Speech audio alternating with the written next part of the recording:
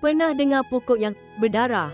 Bukan dongeng, ini kenyataan. Di sebuah pulau terpencil, wujud satu spesies pokok yang getahnya berwarna merah pekat, persis darah. Pemandangan ini memang buat kita tergamam. Apa sebenarnya rahsia di sebalik fenomena alam luar biasa ini? Inilah pokok darah naga dari Pulau Socotra yang misteri. Bentuknya yang sangat unik, menyerupai payung gergasi terbalik.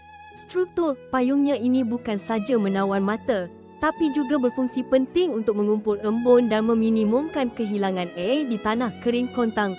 Satu adaptasi semula jadi yang menakjubkan untuk hidup di habitatnya. Tapi, kenapa getahnya berwarna merah pekat seperti darah? Sejak zaman beribu tahun dahulu, darah pokok ini telah digunakan secara meluas dalam perubatan tradisional dan ritual kuno. Ia bukan sahaja dijadikan ubat-ubatan untuk pelbagai penyakit, malah turut digunakan sebagai pewarna dan varnis. Para saintis kini giat mengkaji komposisi kimia darah naga ini untuk memahami khasiat sebenar.